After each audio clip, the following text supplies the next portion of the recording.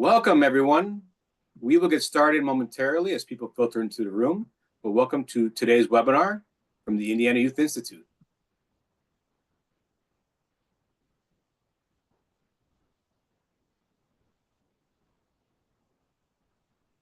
All right, let's get started. Well, good afternoon, everyone.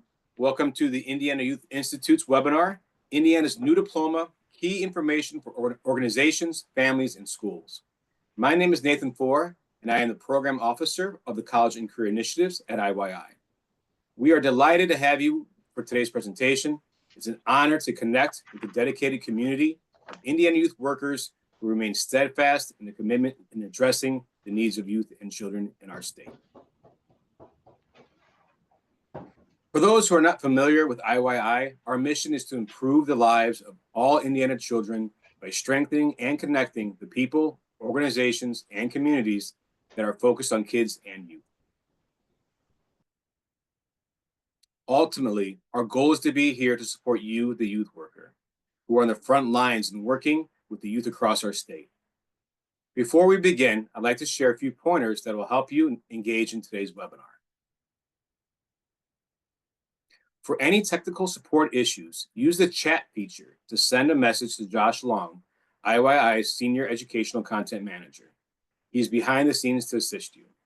Use this feature to converse with the group as well. We will send out a PDF of the slides to all participants at the end of today's webinar. We also encourage you to ask questions, so please use the Q&A feature if you have any, and we will get to as many as possible. We will try to save time at the end of today's presentation to address all questions that have not yet been answered. Later today, you will receive an email to complete an evaluation of the webinar. Please take a few minutes to let us know what you thought about today's presentation. If you do not receive the evaluation email, please check your junk mail because it may have been directed there.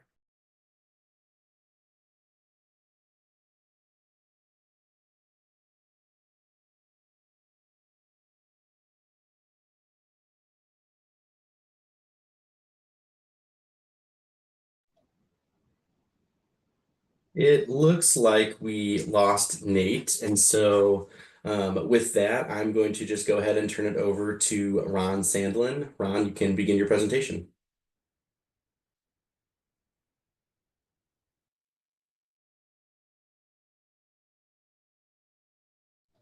Excellent. Thank you very much, Josh. Excuse me. Excellent. There we go. I had to unmute 3 times. Thank you very much, Josh. And I echo Nate's comments about being grateful and the privilege that it is to meet with each and every one of you. Today, I'm joined by our Director of Student Pathways, Flora Jones. My name is Ron Sandlin, Chief Innovation Officer here at the Department of Education. I'm going to provide an overview of Indiana's new graduation requirements, but in doing so, really want to lean away from all of the technical ins and outs, and we'll go over the detailed requirements.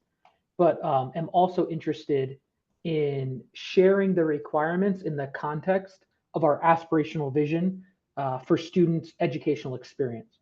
So as we walk through the requirements, we'll do it within a framework that reflects what we hope to see, become the reality for students across Indiana. And so we'll start going over some data that really served as the catalyst for these conversations. Spend a brief moment recapping the details, and I'll share some information about where we landed. And then we'll talk specifically about what a high quality student pathway is. Doing so to help put the requirements in the context of the real world student experience. And then we'll end with some suggestions of how you can get involved, as well as additional question and answers. Also, throughout the high quality student pathway section, I'll reiterate this again, I'll pause after each section to answer any questions that come in via the chat, if Nate's able to get back and kind of manage that process. So with that, let's get started. Many of you have seen these slides, but I think it's really important for us to ground ourselves in why these conversations started. And if you go back to where Indiana has been with our diploma requirements, the Core 40, it's largely been untouched for almost 2 decades. And when it was initially designed, it was designed to prepare every student to enroll in a college or university after graduation. It was an aspirational vision to prepare all students to go to college, whether they chose to go or not. And based on our most recent data, 90% of our graduates are earning that college prep diploma. But when we dug into the data behind that student achievement on the core 40, what we found was that the actual outcomes for students didn't always match what the preparation was, or what the diploma was preparing them for. So when we asked graduates, 76% of our high school graduates said they wanted to go on to college after graduation, yet only 53% actually do. And so we have a kind of one size fits all diploma requirement that attempts to prepare every student for college, when only 3 out of 4 of those students intend to go. And then once we check the next fall, only about half actually show up. And so we started to kind of unpack and unravel, is this a preparedness issue, or is it like an alignment issue? Are we aligned to the interests and aspirations of our students? So we followed this journey and we said, okay, of the 53% who actually go on to college, how successful are they? And while Indiana's college rate has been declining, our completion rates are also equally alarming. Less than half of the 53% of students who go on to college complete on time. Only 1 in 4 who go to a 2-year complete on time, and only about half who go to a 4-year college or university in the state of Indiana complete their degree program on time. This results in additional debt if they do ever finish. And for many students, unfortunately, this results in college debt without actually an associated diploma. And so when we reflect back on our universal expectations for everyone being a college prep diploma, and we look at how students are actually achieving 1 and then 2 or 4 years after high school, we're starting to see a gap between what we think we're preparing them for and either what they aspire to be or what they're actually prepared to do. So we dug in even more, and we started talking to folks outside of higher ed, talking to some of our employers. And when I say employers, I think people traditionally narrow their minds to like plumbers or manufacturing. Our conversations with employers span the gamut from trade occupations, manufacturing, as well as professional occupations that require a 4-year college degree or more. And what we heard loud and clear was that students need more opportunities to build those durable or employability skills before they get into post-secondary, whether that's college, university, or the workforce. And we also heard that we can't just stop at high school. We have to make sure that our students are earning credentials beyond high school, even if they don't go directly into a 4-year college or university. So we really kind of started picking up on those two pieces. How do we create more opportunities for students to build those skills? And how do we make sure that when students complete high school, they don't just have a diploma that generally is supposed to prepare them for post-secondary, but they have a very concrete credential that has meaningful currency based on their aspirations after high school. For some of those students, that's a post-secondary credential that sets them up and gets them ahead for college. In other instances, that's going to be an industry recognized credential, which sets them up to be skilled and prepared to go directly into the workforce at a job that's going to provide them career opportunities in the long run. And I want to be super clear that despite the one size fits all, our schools have done tremendous work in trying to help students prepare for the next stage of their life. Indiana ranks #1 in the country with 64% of our students completing high school with some college credit. And of those 64%, they graduate with, on average, 13.5 credits. So this isn't just 1 credit here or 2 credits here. On average, they're graduating with 13.5 credits. And when we look at those post-secondary credentials, those initial short-term credentials that can lead to higher paying jobs with long-term career opportunities, they often only require 15 to 18 credits. But those credits have to be coordinated and sequenced in a very intentional way. And our data show that despite having so many students completing high school with college credit, only about 5% of our students are completing high school with a credential. And when they don't complete with a credential, their likelihood of post-secondary success goes down significantly compared to those who do walk out with a credential. So we started thinking, okay, how do we create flexibility in the diploma requirements to allow students to not only earn their high school diploma, but complete a meaningful credential along the way? And then we turned to our military partners in the armed services, because for so long, this particular post-secondary opportunity has provided immense options for students through things like the GI Bill to help students go in, learn important skills, as well as receive a post-secondary education. So we believe the enlistment track is not just an armed services and of students who are exclusively going to work in the armed services. We see this as an alternative pathway or in another pathway for students to be prepared long-term for post-secondary, whether they choose to stay in the military or to enter the workforce or go to post-secondary. And when we started talking to our partners in this space, the news was kind of just as concerning.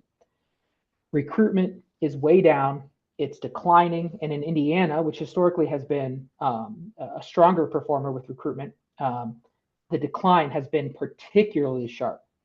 But what hurt my heart the most is for those students who aspire to enlist after high school, many of them, over 3/4, realized that they were disqualified for enlistment due to aptitude, medical fitness, or character issues. Too late to do anything about it.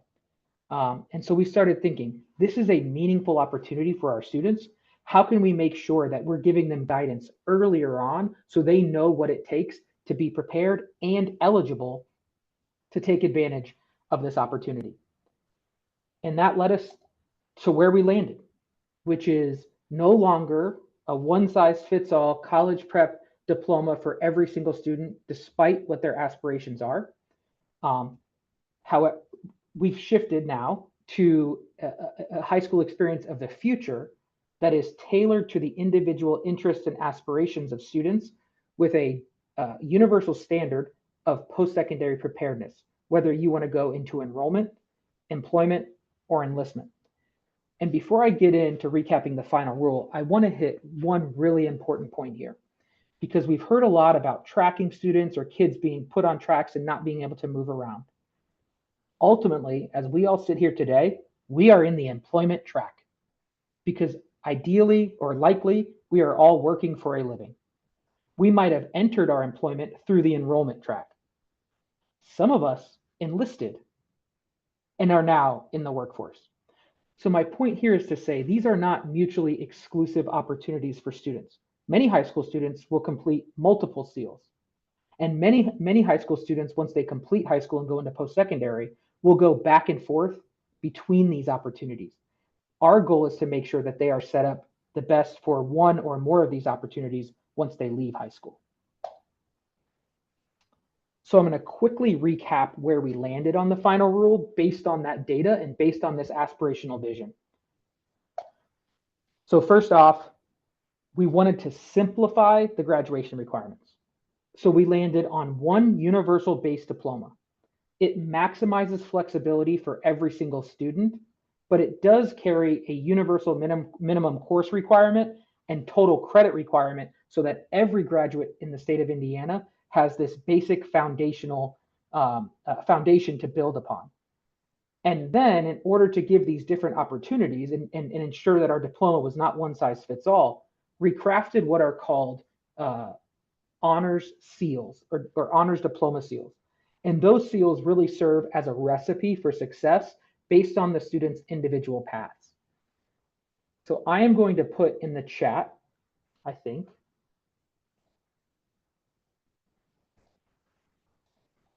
there you go, a link to this 2-page document.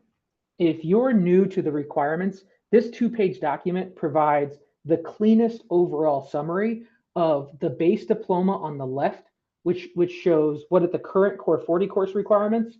And next to that, the side-by-side, are the new course requirements in the diploma. We're going to dig into those a little bit later once we contextualize this around a pathway. But as you can see, there's a shift from a minimum of 40 credits to now a total of 42 credits. But in the base diploma, there's a lot more flexibility on how a student earns those credits. Then on the back of the page, it provides the detailed recipe based on the student's individual interests or aspirations. And there's trade-offs between these seals. The enrollment seal is going to include a lot more of your traditional liberal arts education so that students are generally prepared to go directly into a 2 or 4-year college or university. The employment seal is going to lean far more on experiential learning and credential completion so that students are able to enter a job that has long-term career opportunities upon graduation. And the enlistment and service seal is going to prioritize mentorship and exposure to what it means to be successful in the armed forces or in police or fire as a policeman or firefighter, as well as leadership development and physical fitness. And there's 2 layers of those diplomas. Again, we'll dig in a little bit more, but the seals provide the recipe for success, and the foundational diploma ensures that every student gets the bare minimum to build upon. And this ensures flexibility so students can follow their specific pathway and aspirations. And I'd be remiss if I didn't hit this now, and I'm happy to answer questions about it later. I'll put a link to this document in the chat as well. Just recently, within the past month, Governor Braun announced partnerships with our post-secondary institutions, several of Indiana's largest employers, as well as our partners at the Indiana National Guard, to provide real currency for our Honors Plus seals. So if you haven't heard about this yet, I strongly encourage you to check it out, because each and every one of you can be an advocate for the children in your community when it comes to these opportunities. First, on the Enrollment Honors Plus seal, any student who completes the requirements of that seal is automatically admitted to all 7 of Indiana's public universities. As a first-generation college graduate, when I was in high school, my mom and I just tried to take as many classes as we possibly could to set me up for success. There was never ever a list of what the entry requirements are for any of the colleges or universities I wanted to attend. So we were kind of in the dark, following a general roadmap of take AP courses, do well on the SAT. What this now does is it provides a concrete recipe for what it takes to get into every single one of our state's universities. And we are really excited about that partnership, and it begins next year. So this begins with the class of 2026. Any student earning an Enrollment Honors Plus seal gets automatically admitted to any of the 7 universities in the state of Indiana. I will work on getting those documents if those links aren't working for you, Mario. Appreciate you. And what we're seeing in this space is the universities are starting to bring even more to the table. After we announced this partnership publicly, Indiana State University said, not only will you be automatically admitted, we'll give you a $3,000 scholarship. And we think we're going to see more of that in this space as our public universities compete for the students who are demonstrating the necessary knowledge and skills to be successful. When you get into the Employment Honors Plus seal, we've partnered with the Indiana Chamber of Commerce, as well as Ascend Indiana and business representatives around the state to create real meaningful opportunities for students who earn the Employment Honors Plus seal. This includes guaranteed interviews at some of the state's largest employers, as well as admission to key apprenticeship opportunities with the Central Midwest Carpenters Association, and we're also building out partners with Operating Engineers Local 150 to make sure that these students have direct access into their apprentice programs that lead to long-term sustainable careers in the trades with the support of being a part of a trade union. And then lastly, in the Enlistment and Service Honors Plus seal, we are really excited to partner with the Indiana National Guard, as well as representatives from each of our military branches, to ensure that our students who earn the Enlistment Honors Plus seal get preference when it comes to the jobs that they want in the military, should they choose to enlist. And this ensures that they can earn dual credit while they're in the military to continue pursuing their post-secondary education while they're serving our country. So these partnerships bring real value to our honors seals, and it really makes them meaningful for our students and our families. And as advocates in your community, we strongly, strongly recommend that you share these opportunities with your families, especially those families who might have first-generation college students or students who are trying to enter a trade from a family who historically hasn't been in that space. Those seals provide you a clear roadmap to get access to those spaces.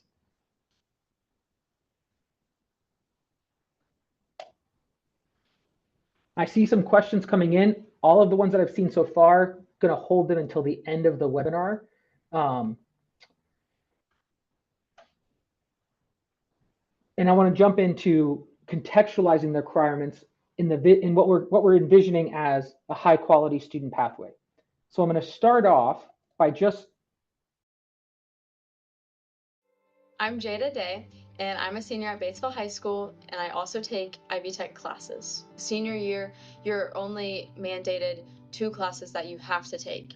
That clears up more space in your schedule to take mentorship classes, cadet teaching, or do more Ivy Tech classes. When I go to college, I'll be a sophomore because I've already got all my freshman classes out of the way. That's thousands and thousands of dollars that we are saving. Junior year, I thought I was going to be a dental hygienist. It turns out I'm meant to be an entrepreneur, and that's why I created my own business. I wouldn't have gotten the experience if our school didn't offer these opportunities. My senior year, being able to start up my own business and actually make money for myself, it just feels great.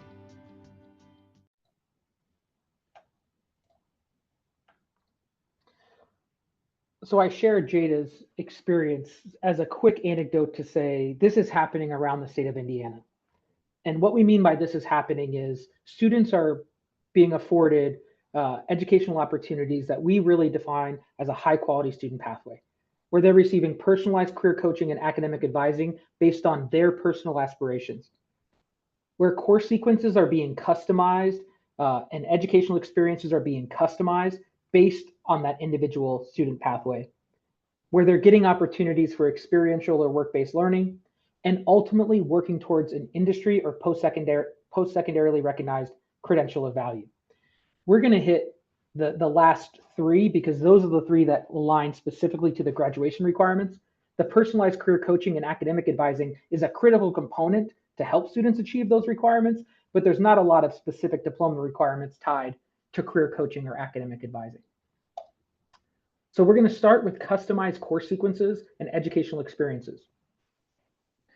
I'll dig into the courses here, but when we talk about customized course sequences, we're not just talking about CTE courses. Those are a critical component. Aligning students' career and technical education courses to their post-secondary aspirations is critical. We are really encouraging through these new diploma requirements schools to think innovatively about our core content classes, math, ELA, science, social studies. How can we shift even those core components to more effectively align to a student pathway? As you can see on the screen, we might think about something like advanced manufacturing math, where we work with our employer partners, look at existing math courses, and kind of pull together standards from across different courses into a new course and have that course approved by the state of Indiana through a non-standard course waiver. A concrete example here is geometry. Geometry is a critical balance of theorems and mathematical theory and very practical applications of those theories. There's a world in which we can pull those practical applications of geometry, bring in some algebraic standards, and kind of create a more pragmatic math course that aligns to students who might be going into manufacturing and is going to set them up for success. And we really encourage folks to work with their employer partners to make sure that those skills are the skills students will need once they get into their post-secondary opportunities. Another thing too is like technical communication in business. How can we teach communication through the lens of their post-secondary pathways? My brother owns a small HVAC company down in Johnson County. And one of the key skills that he has to work with his younger employers on is just how to interact with customers in their homes. So what would it look like to give students at bats while they're in school of communicating with folks who might be much older than they are on their turf, and then walk away and get feedback on how those communications were going. So a lot of opportunities to customize course sequences to meet student aspirations. And that's built directly in to the diploma requirements. So I want to talk about contextualizing the requirements. So as you can see on the left are the core 40 current requirements. On the right are the new requirements. So English doesn't really change a ton. The English was the English courses were pretty wide open in the Core 40, even though most students traditionally took English 9, 10, 11, and 12. We are really encouraging schools to think critically about the English courses that they offer, and then even added 1 credit requirement for communications in there to make sure that students are developing those skills along with the more traditional ELA knowledge, content knowledge that students get. Math is a space where we created a lot of flexibility. Before, because it was a college prep diploma, everyone was required to take algebra, geometry, and algebra 2, or some functional equivalent. In the new diploma, algebra 1 is the minimum requirement for all students. Then they must take 4 additional math credits, and we really encourage schools to think critically about how you can create opportunities for students to take math that's aligned to their pathway. Additionally, in the science space, there was additional prescribed science courses, chemistry, physics, or integrated physics and chem, and then additional science. In the new diploma, biology is the only required science course, and we've created this new category, a STEM-focused credit. That STEM-focused credit can be any science, any technology, any engineering, or any approved math. So those must be approved, and there's a document out there of approved courses, and I'll share that with you all after the presentation. And we really have created that flexibility so that if a student is really going into the engineering and math focus, they don't have to take an additional science course. They can really focus on what they're passionate about and dig into engineering and math and still meet that requirement. Again, creating flexibility for students so that they can then follow a post-secondary path in high school. And then we've also adjusted the electives. So while there was always a lot of flexibility in electives in the Core 40, there was a minimum requirement that 5 of those had to be either world language, fine arts, or CTE. We've basically eliminated that requirement and created a personalized electives category that allows students to really pursue any of their aspirations. This ensures that students have space to explore different opportunities early in high school before they might choose a path and still count all of those courses towards graduation. So you might have a student who starts a CTE pathway and decides to pivot. Well, they might not complete that sequence, but that course can still count towards their diploma requirements. And that's really important because we're prioritizing that flexibility. So on top of this flexibility, as I mentioned, the seals provide a more concrete recipe. So if you want to go directly into college, there are additional course requirements. So you actually do have to take 4 world language credits. You actually do have to complete geometry and algebra 2. You actually do have to complete chemistry, right? So for those students who want to complete that enrollment seal, the diploma looks a lot like the old Core 40 because they are on the 4-year college or university track. But if we shift over to the employment category, we really start to shift into that CTE and pathway focused courses. So to earn the employment seal, you must take at least 3 CTE courses or complete a locally created pathway and the coursework associated with that. So again, the diploma, the base diploma is very flexible. The seals provide more detailed educational experiences based on that student's path. And I'll say this multiple times and I'll say it again here. These are not exclusive. A student could earn multiple seals while in high school, and a student who completes the employment seal may enroll in a 2 or 4-year university. These aren't restrictive in any form or fashion. Now, I mentioned before the Honors Plus seal is what has, hang on, I'm having some technical difficulties, I think.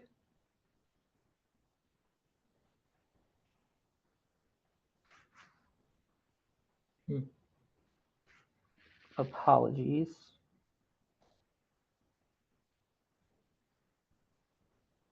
Okay, we'll get to the Honors Plus seals later when we get to the industry-specific work-based learning experiences, because I'm not sure there's many additional course requirements when it comes to the Honors Plus seals. So I'll pause there on the customized course sequences and see if we have any questions. Feel free to put them in the chat, and I'll peruse the chat. Nate, if anything's come in associated with the course requirements. Yeah, sure, Ron. Thank you so much. There are some questions around career exploration at a young age And will students be stuck in a career path? And the best way to guide our youth and young students to make sure that they are on a path that they are that they need to be on, and if they want to change, how do they change? Yeah, I think the video that we showed was a great example. The student was on a healthcare pathway and realized a dental hygienist pathway and realized that's actually not where she wanted to be, and she realized that through exposure. And we've created the diploma requirements to have that flexible, personalized elective chunk to really allow students in their first 2 years of high school to take different courses and to experience different things, still be making progress towards your diploma, but you might not lock into something until your junior year. And even once you lock into something, there's a lot of ways to shift and flow between these different seal requirements. And there's nothing to prevent a student from shifting. There is no formal process. What we really encourage schools to do, and if you're advocating for children, would encourage you to advocate for this in your communities, is for schools to develop opportunities for students to be on multiple paths. When I talk about employment or enrollment or enlistment and employment throughout their high school career, so that they are kind of always working towards two or more of these, because they really do complement each other. The science courses that you take for the enrollment seal will count for the base science requirements that would be also required for the employment seal. So there's a lot of overlap here. And I want to be clear, these course requirements on the seals are not in addition to the diploma. They just show you what you must do in order to meet the diploma. So the diploma says you have to take Algebra 1 plus 2 more math. Well, if you want the enrollment seal, those 2 more maths have to be geometry and algebra too. Thank you, Ron. There's a quick question here.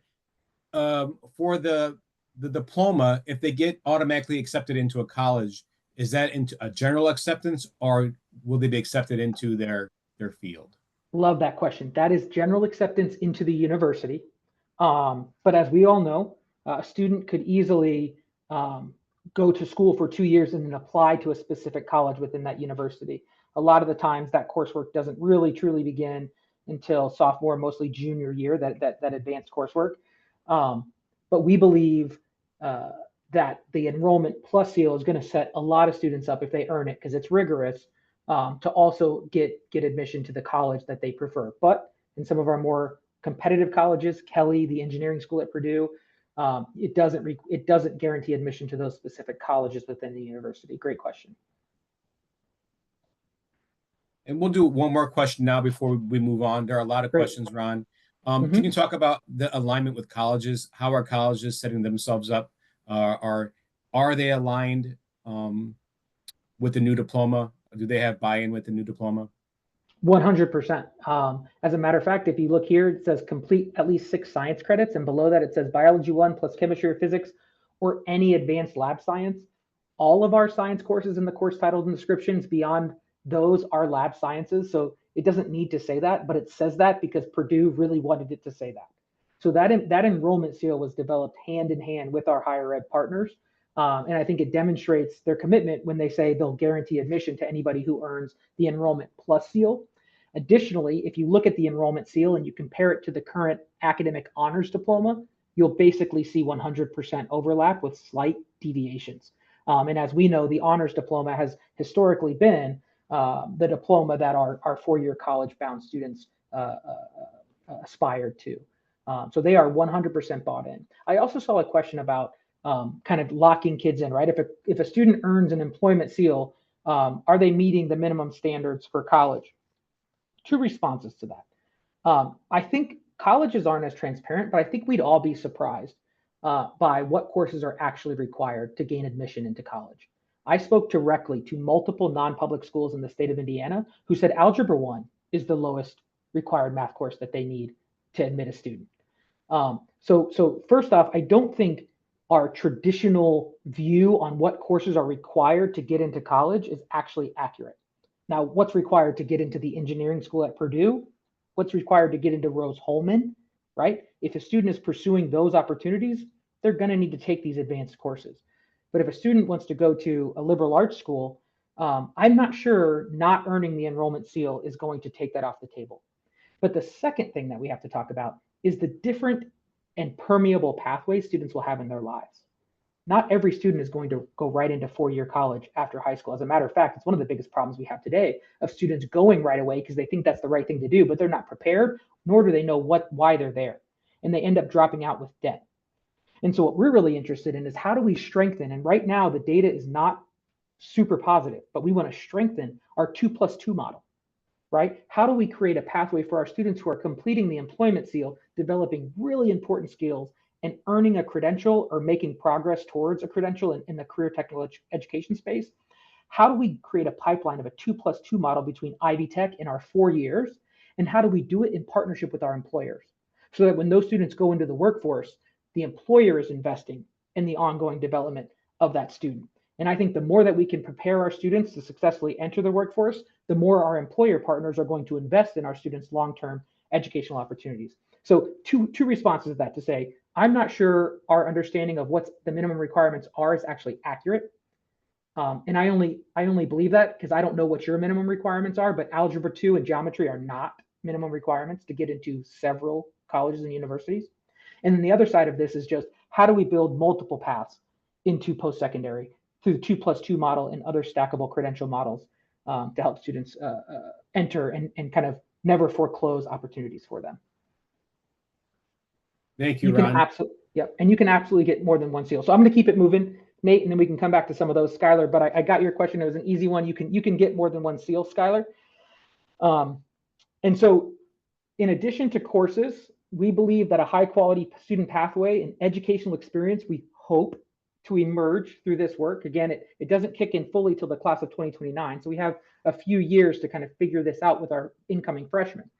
Our industry specific experiential or work-based learning experiences.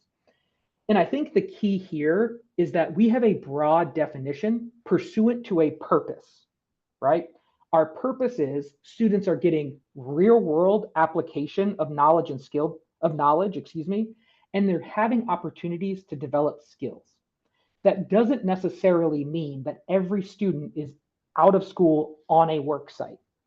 And we'll talk a little bit about that. And I have a couple examples here. So Creek Cattle Company is down in Trafalgar, Indiana, and Nineveh Hensley Jackson School Corp, or Indian Creek. And that is a fully student operated on site, so it's at the school, farm to table meat processing entity. And they actually process the meat for the cafeteria, as well as they sell surplus to the community. And the students completely run that, and it's at school. That is absolutely a work-based learning experience. And then you might have local workforce boards, in your area that are out securing work-based learning opportunities. Partner with those organizations. And if you're a youth serving organization, find out who those organizations are in your community. An experience need only be 25 hours to count towards the total requirement. So each and every single one of you, if you're outside of school, and even if you're in a school, you can all host students in a work-based learning experience. The key is that they're getting opportunities to apply their knowledge in a real-world environment, whether that's simulated or actual, and that they're having an opportunity to develop skills while they're there. And this is long, and I'm just going to put it up there to let you read it. This is the definition of work-based learning in the current graduation requirements. I've underlined multiple components here. We will be releasing additional guidance on each of those phrases so you understand what they mean. But at the end of the day, it is a very broad category, a broad definition that includes multiple different opportunities.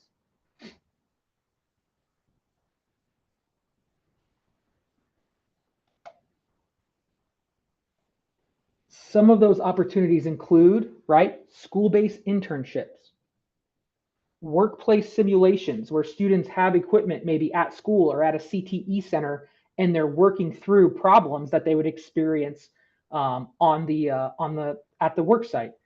An industry developed challenge. So you have an industry partner who has a challenge and they bring that to the school, and the students work on developing a solution, right? So they're not going out to the employer. The employer is not hiring them.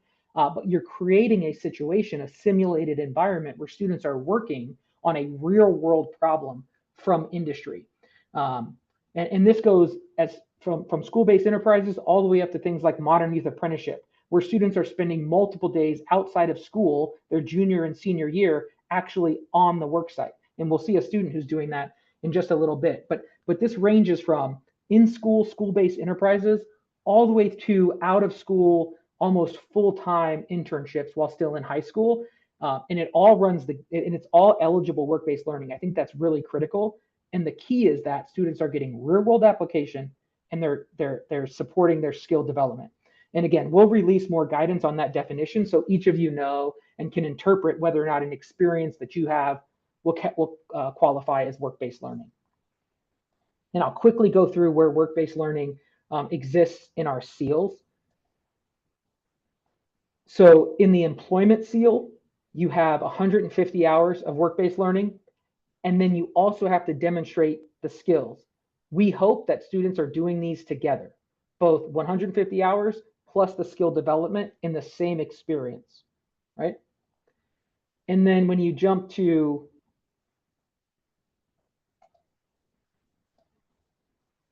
the Honors Plus seal, the Enrollment Honors Plus seal includes 75 hours of work-based learning, right? And again, that could be 3 25-hour experiences throughout the high school.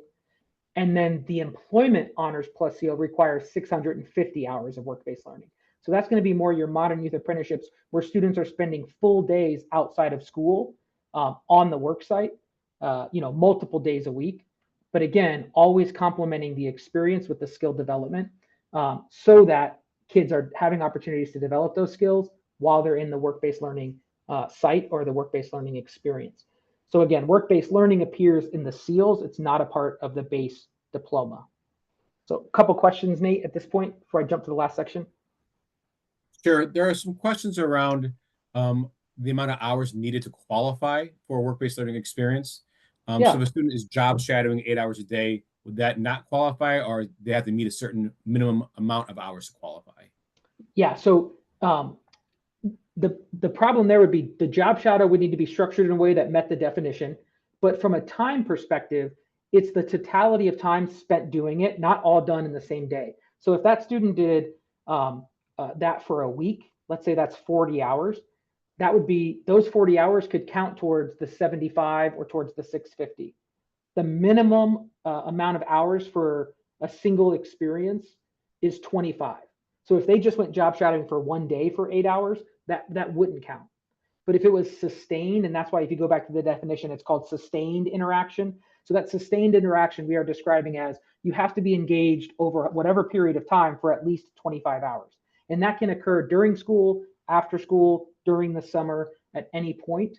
There are also plenty of examples, and we'll give some, of students' jobs, like a summer job, being structured in a way that can contribute to work-based learning as well. So there's a lot of flexibility here with the priority on real-world application of knowledge as well as skill development.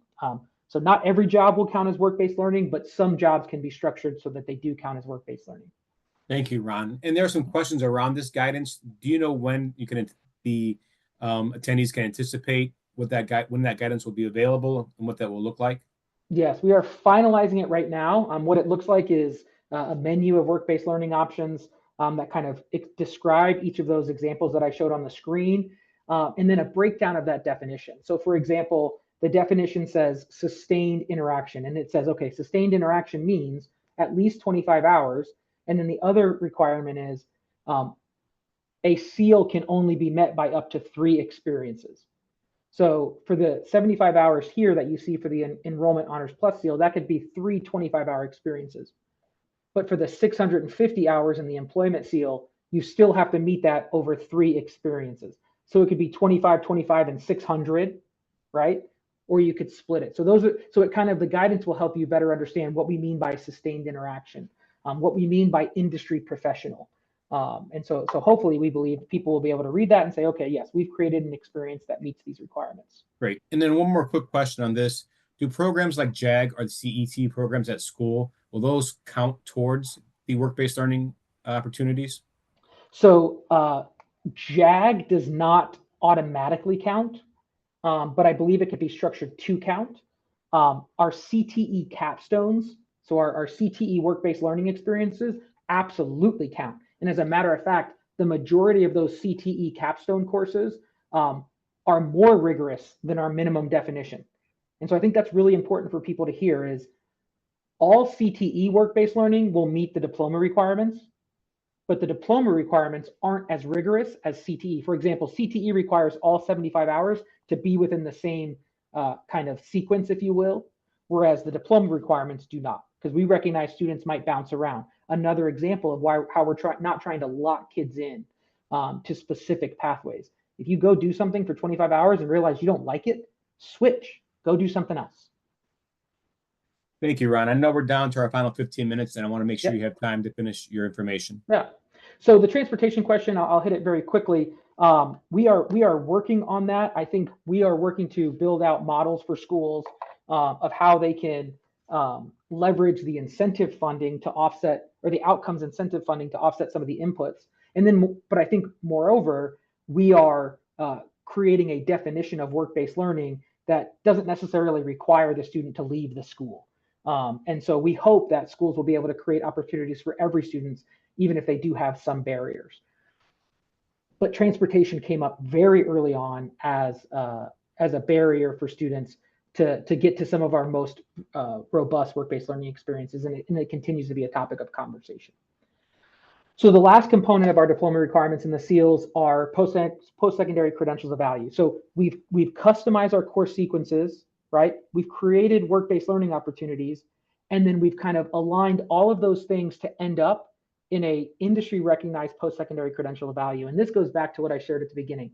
We have tons of students earning college credit in high school, but they're kind of doing random acts of college credit. What we really hope is that students will begin to package those credits into a sequenced pathway, so that they finish high school with a credential. These include things like Indiana College Core for our students who want to go to a 4-year university. That knocks out an entire year of college, saves families thousands of dollars. Technical certificates from Ivy Tech. All of those technical certificates at Ivy Tech have been developed in partnership with our employers. So if students are working towards a technical certificate at Ivy Tech or a certificate at Vincennes University, we know that they are learning career-connected skills and knowledge that are going to set them up for success in the workforce. And then lastly, we are anticipating releasing our finalized industry-recognized credential of value, which is going to be a set of non-post-secondary, so it's not necessarily college credit, but they are credentials that have strong value in the workplace. Think ASE certified mechanic, right? You don't necessarily get dual credit for all of those courses, but that mechanic certification is highly valued in the workplace. And so ideally, we're tailoring the courses as well as the work-based learning experiences to contribute to the completion of one of these credentials. So it's critical that early on students know what credential they're working towards, so they know where they have flexibility and where they really need to dig in. And ultimately, these credentials appear throughout SEALs. As I mentioned, the employment seal is heavy on the credential because it's not as heavy on the required coursework, right? So we remove some of the requirements, the traditional requirements, but we replace it with students earning a credential or taking CTE courses. And then over on the enlistment side, we really dig into JROTC and completing that program, as well as public service coursework to help students develop those leadership skills and really kind of finish high school with something that they can kind of walk across the stage and say, hey, I've done something pursuant to the enlistment opportunity. And then in the plus seals, the credentials get even more rigorous. So if you want an honors plus seal, you have to actually earn one of those post-secondary credentials that I mentioned earlier. So an associate's degree, a technical certificate, you can see them listed here. That's for the honors enrollment seal. And then for the honors employment plus seal, you have to earn one of our advanced industry certifications or one of those post-secondary credentials. So we believe that most of our students will complete one of the base honors seals, and then some of our students will go on to complete the honors plus seals. They are very, very rigorous from when it comes to a credential standpoint. So going back to the permeability, if a student shifts within high school, their ability to earn an honors plus seal drops, but their ability to earn a base seal certainly does not. So you just have to have that communication, open communication with your students, to make sure that they understand, what they're working towards, but they'll still be able to graduate, right? And they just might not earn the highest seal available. And so I'm gonna wrap this up with a student. Let me pause. I'm gonna wrap this up with a student who's currently taking a modern youth apprenticeship, and I want you to listen to how she talks about her schedule her senior year. I work at Elanco Animal Health in Greenfield, Indiana. Monday and Tuesday, I'm here at school, and then Thursday I am too. So I'm getting those classes and those core classes that I need, but at the same time, being able to better my career path. I also have really cool dual credit opportunities that I've taken through Eastern and our FFA and Ag programs. So I'll be going into college having most of my credit hours for my minor. I have all of these different things that have prepared me directly to go into my future career. Like, it truly is incredible to see where this is going, and it might just be in the growing stages, but it truly is going somewhere, and it's gonna be incredible for the future.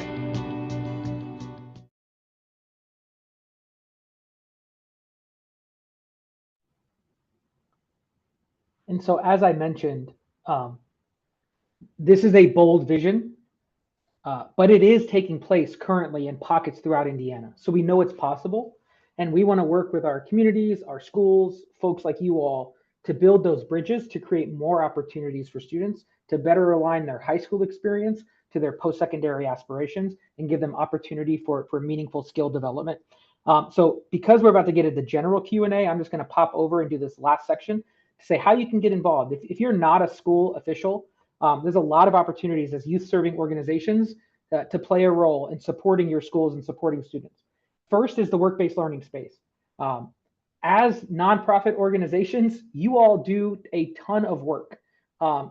You can host students doing work-based learning at your sites. You just need to partner with the school to develop those opportunities, determine a schedule for those students to come over, and you can be a work-based learning provider.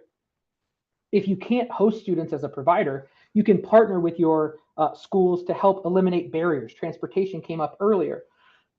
So as a youth serving organization, can you help eliminate some of the barriers for students when it comes to access to work-based learning? Transportation, being a work-based learning advisor for students. They might not want to tell their boss that they are not having a successful experience, but they could tell an advisor who could then help facilitate a conversation. Students need opportunities to build those skills. Additionally, skill development. The skill development requirement can be endorsed anywhere. It doesn't have to be endorsed in school or at a work site.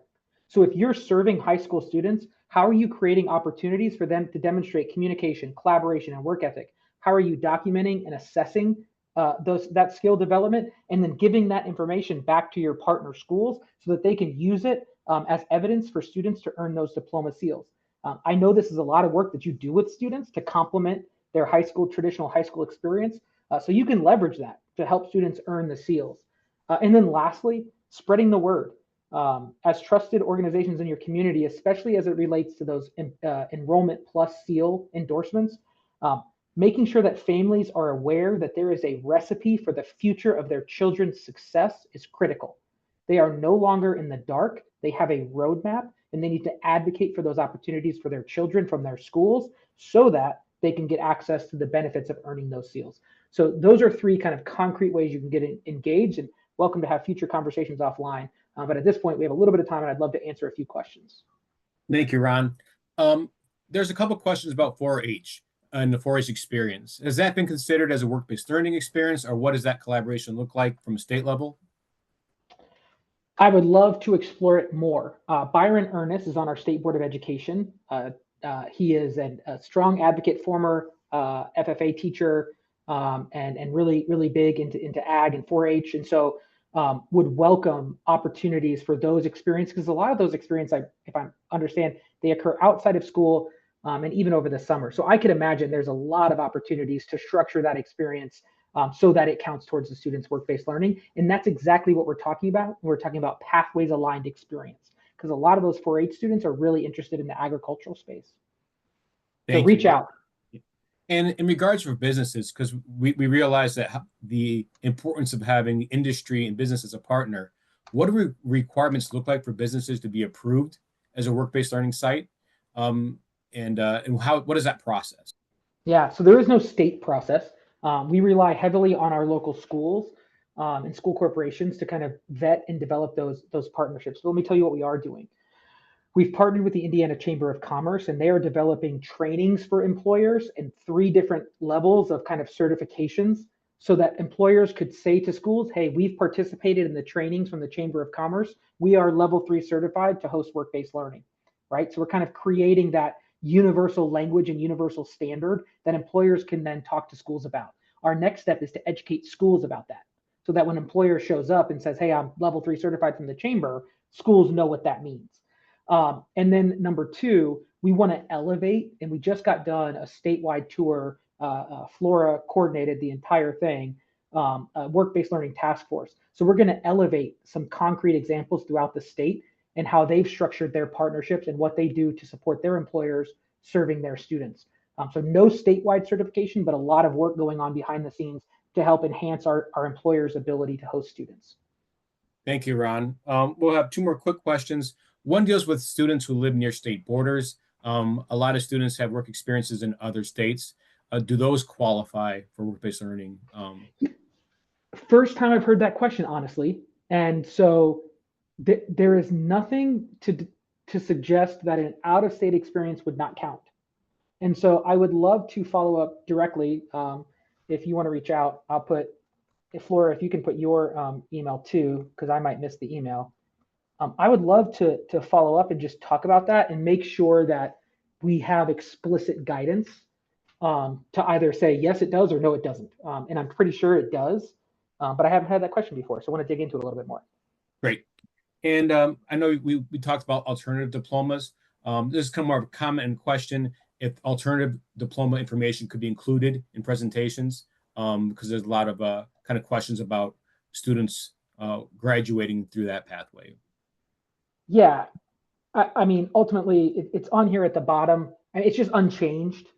So there's really no new information. The seals don't really apply to the alternative diploma, so it's kind of just the same exact requirements as it has been for the past several years. Perfect. There are many questions we didn't get to. What would be the best way for people who have questions to reach out for answers or to get feedback? I think number 1 would be to take this chat and send us the chat, if you will, and I can use ChatGPT to kind of pull the questions out. And will provide an answer to those, a response to those in writing. And then the other place to go as resources come out, we have a landing page, and I'll put it there. in.gov/DOE/diplomas. That's where you'll find all of the implementation resources as they are laid out, as well as Dr. Jenner's weekly newsletter. Anyone can register for that. So when we release new guidance, new information, it'll also be announced in that publication, which comes out every Friday morning.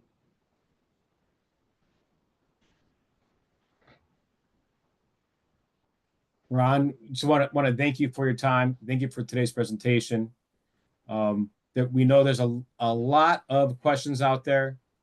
There's a lot of information, and we know it's a journey to have all these answered. And we appreciate all of our attendees who are along on this journey. We will get those questions to you. We will follow up with our organizations. So thank you for that. IYI also has a few opportunities coming up that we want to share. We are hosting College and Career Connects throughout the state. These are opportunities to look at local college career networks, discuss what's happening as we investigate what a statewide attainment network will look like. So there are opportunities in Vigo, Vandenberg, St. Joseph, Lake County. We're also expanding this to other counties throughout the year. So please be on the lookout for those. When you guys get the PDF, these will all be links for registration. And IYI hosts our Regional College and Career Conference this September, 3rd, 4th, and 5th. Save the dates. They will be in South Bend, Indianapolis, and Madison. Registration for those will be opening up in June. As we conclude, we want to thank all of our attendees who joined us today. We appreciate your impact and value and voice and choice that you made to learn as a partner with IYI. Later today, you will receive the email to complete the survey. You will also get your CEU credit once that survey is complete. Please complete that email, that survey. It greatly impacts the work that we do. That concludes our presentation today. Thanks again to Ron, Flora, and the DOE for this information, and we appreciate, and we will be in touch with you with the questions. Thank you to all. Thanks for the opportunity.